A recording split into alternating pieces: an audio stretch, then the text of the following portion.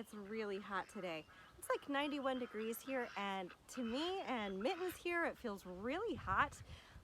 My brother and his wife are in Austin, and it's like 101 degrees. I have no idea what that feels like, and I don't care if I never find out. Whew.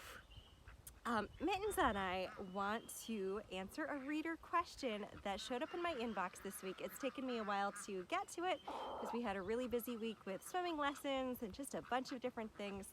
But this is a great question. I love it when I see a reader who asks something that might feel a little bit embarrassing, that we don't necessarily talk about all the time. But when people just go for it, I really admire that. So let's read this reader question. Hold on one second. All right, let's see here. Let's pull it up. All right, this reader asks, I have a pair of ducks I got in 2021. They are ruins. They look like a mallard. The drake will mate with his duck, but he will also chase my Rhode Island red hen. Once he catches her, he will mount her and breed with her. Why? How can I get him to stop? Great question. I'm glad you asked. Let's talk about this stuff. Okay, so a few different things going on here. First of all, is this the problem for a male duck, a drake, to be breeding with a hen? Now, the short answer is yes, it is. And it has all to do with poultry biology and how chickens and ducks are made very differently. Oh, you're hot. Let me put you down, sweet baby girl. Okay, we're gonna talk about sex, okay? Let me put you down. So, basically, big difference here in how chickens and ducks reproduce. When it comes to mating, with chickens, your rooster and chicken both have a cloaca. In mating, those are pressed together. There's not really any penetration, okay? We're talking about this. With ducks, we're talking about this. Your duck has a penis, your drake has a penis, and it is a big old corkscrew kind of thing. And yes, it does go inside. So these are two totally different methods of breeding for chickens and ducks, and they're not made to mix. You can probably tell where this is going. Being bred by a drake with a penis that does go inside is not what a hen is made for. Again, your hen is made for a non-penetrating type of breeding, and she can get injured by this. I have not seen firsthand this happen. I always like to qualify when this is not something that I myself have experience with. I have anecdotally had readers who have told me heartbreaking stories about beloved chickens who were bred by their drake and got injured in the process or killed in the process. There definitely is potential for injury. And so this is not something that you just want to shrug off as being humorous or odd or just a funny homestead story. Actually, it is something that can injure your chicken or even kill your chicken, and not something that you want to keep happening. So, as our reader asked, how do you get this to stop? Well, I have a few different suggestions, and again, take all of these with a grain of salt. You might have to try 2 or 3 different things before you find the solution. Of course, the only cut and dried absolute solution is going to be not to give your drake access to your chicken. But perhaps you're on a small homestead where you don't have a lot of ability to go creating extra fencing. You're really hoping that your small little poultry flock will be able to continue free ranging together. Aside from simply separating your hen from your drake, which is option 1, you could try adding an additional duck to your flock. Now, 1-to-1 is a pretty hefty ratio when it comes to female to male ducks. A male duck is not monogamous by nature, okay? A male duck is going to want to breed many different females in a day, and that probably is some amount of what is going on here.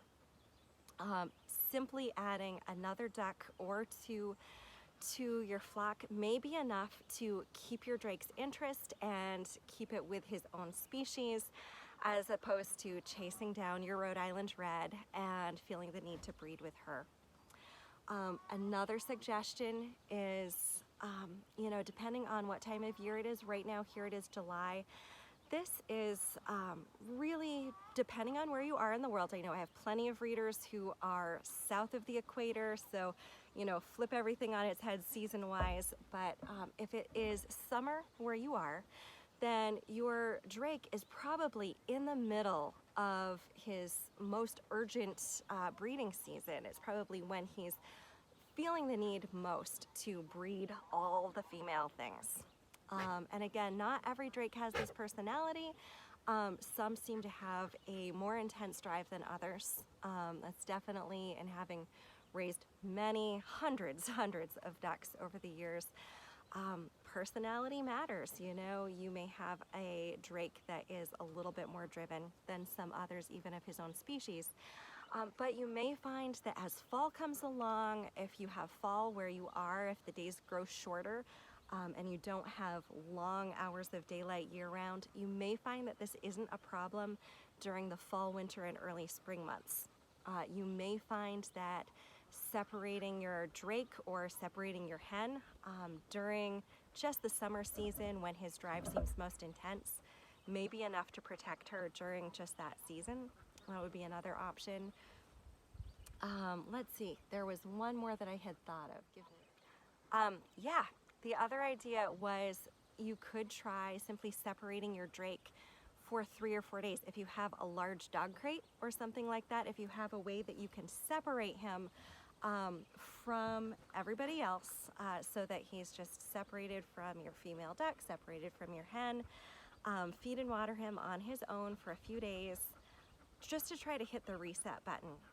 When I have had problem behavior within my flock, removing the most aggressive or over intensely breeding drake from my flock for several days and giving the sociological structure of my flock a chance to really reset without that piece, without the most aggressive piece,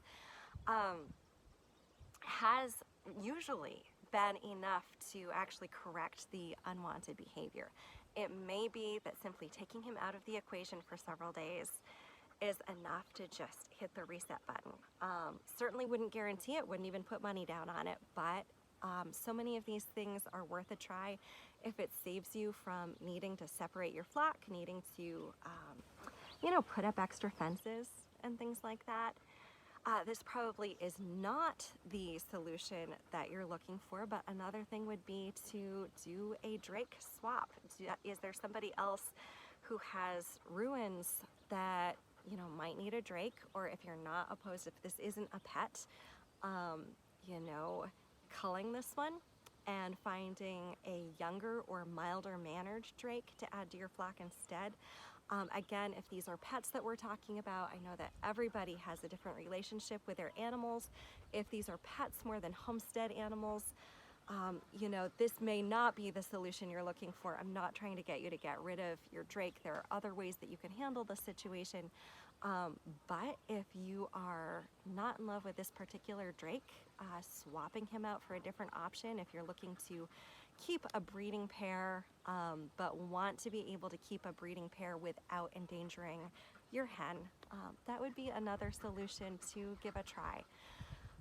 Those are the things that come to my mind and things that I would probably attempt if this were my homestead, if I had just this small number of birds and was running into that problem. If you have room, having a few extra ducks would probably not only save your hen from being bred, it may also very likely lighten the load on your female duck. It may make it so that she's getting bred fewer times in a day.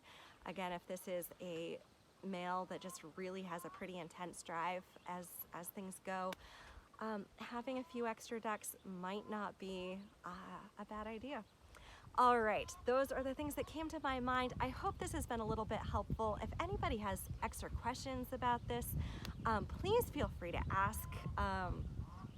You know, ask those crazy questions. I hope that you think of me as like the mom friend who, when you first have kids, you are like texting pictures of your baby's diaper to your friend who's got 7 kids, and you know she's probably got the answer and doesn't mind getting poop pics texted to her. This is the homesteader friend who doesn't mind the poop pictures. So if you've got an ungraceful, weird question about keeping ducks, chickens, turkeys, send it to me. Let's talk about the weird stuff. It's okay. Homesteading is filled with poop and breeding and ungraceful things, and that's okay. That is part of homestead life, and it's just all part of the picture. All right, this is Anna over at saltinmycoffee.com. Thanks for reading. Send me your own questions if you'd like, and have a great afternoon. See you next week. Bye.